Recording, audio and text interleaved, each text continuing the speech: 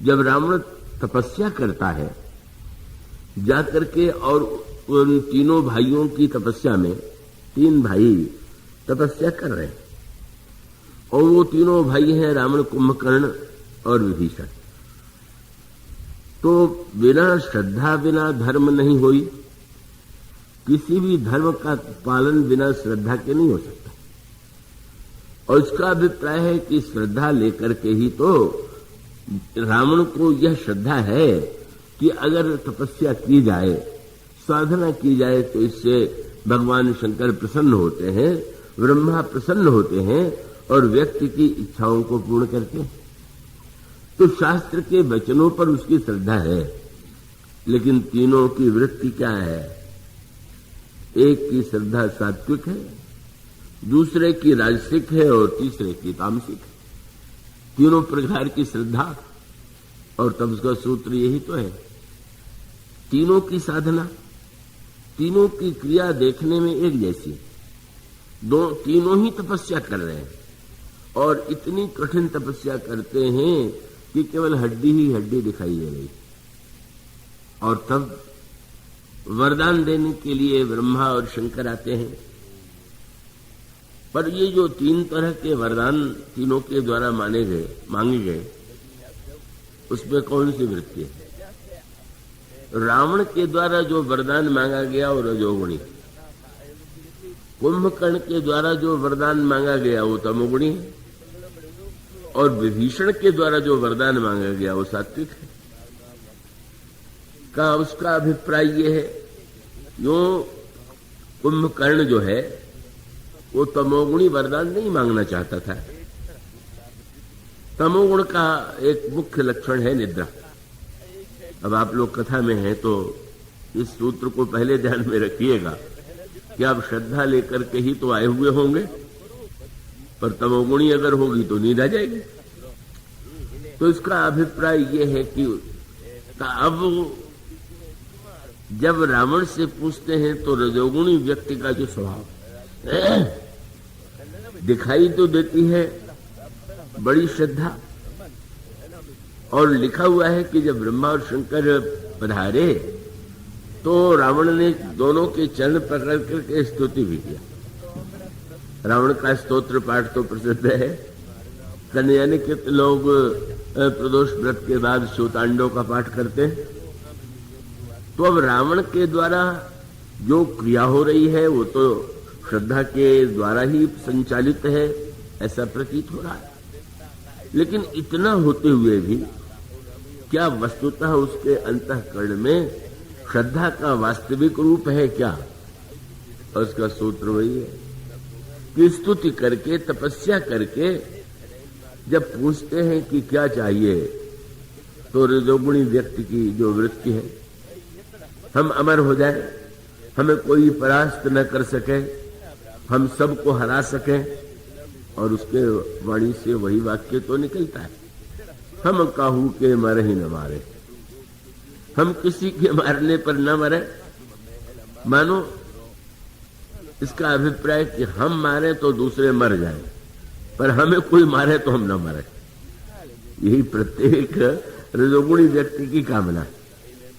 और तब कुंभकर्ण को जब देखा तो समझ गए कि यह व्यक्ति बहुत भोजन करने वाला, तो बहुत भोजन करने वाला है और जगता रहेगा तो भोजन ही करेगा, और भोजन दिन रात करता रहा तो विश्व वेगी सब चौपट होई, सारा संसार ही चौपट हो जाएगा, ये तो सबको खा जाएगा।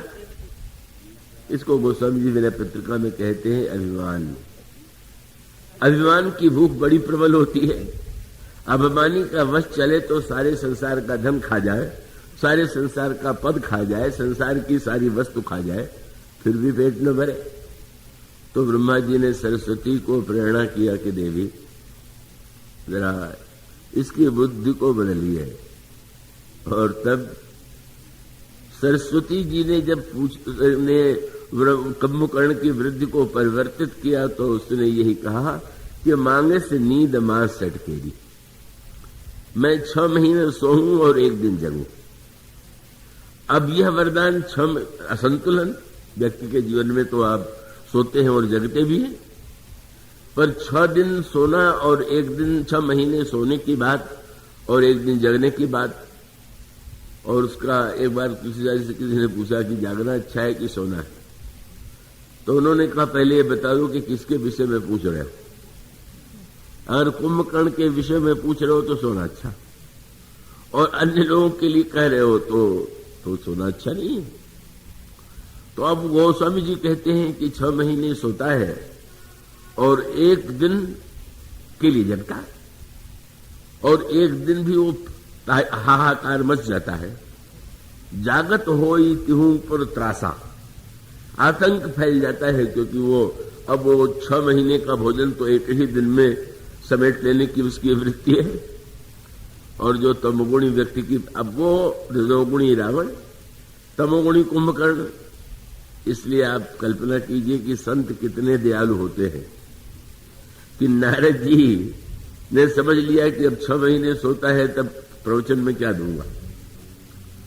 1 दिन जगता है तो चलो कुछ बात तो बताइए हमें।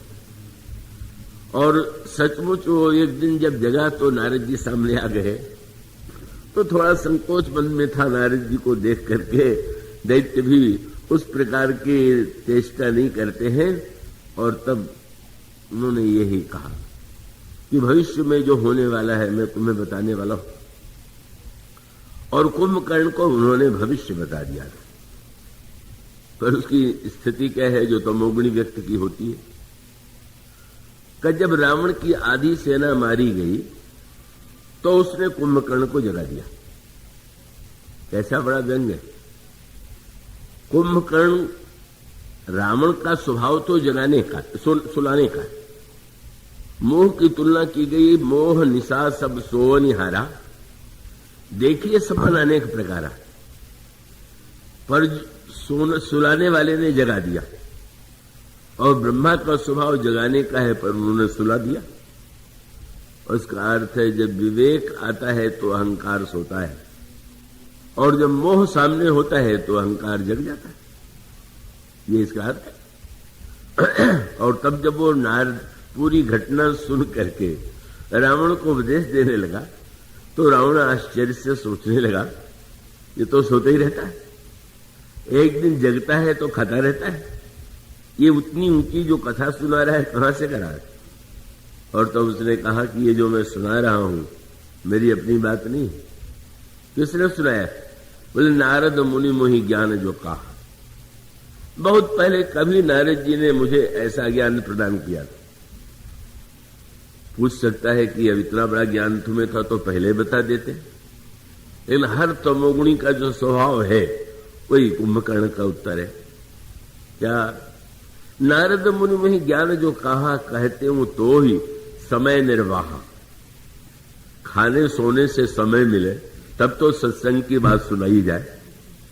जब खाने और सोने से ही फुर्सत नहीं है तो मन वो तमोगुणी व्यक्ति इतनी तपस्या और साधना करने के बाद भी, महादेवर्षि नारद के सत्संग के बाद भी वो लाभ नहीं ले पाता है। और सत्वगुणी श्रद्धा तो विभीषण की। जब वो विभीषण के पास जाते और पूछते हैं, गए वो विभीषण पास तब कहो पुत्र वर मांगो, पुत्र तुम वरदान मांगो। और तब उसने क्या मांगा? वही शब्द, बड़ा सुंदर शब्द है। जिस निर्मलता की बात की जा रही है विभीषण ने वही मांगा। गए वो विभीषण तापास तब कहो पुत्र वर मांगो, ते ही मांगे भगवंत पद। भक्ति नहीं, उसके साथ एक शब्द जोड़ दिया, ते ही मांगे वो भगवंत पद कमल अमल अनुराग। मेरे अंतःकरण में प्रभु के चरणों में निर्मल भक्ति का उदय।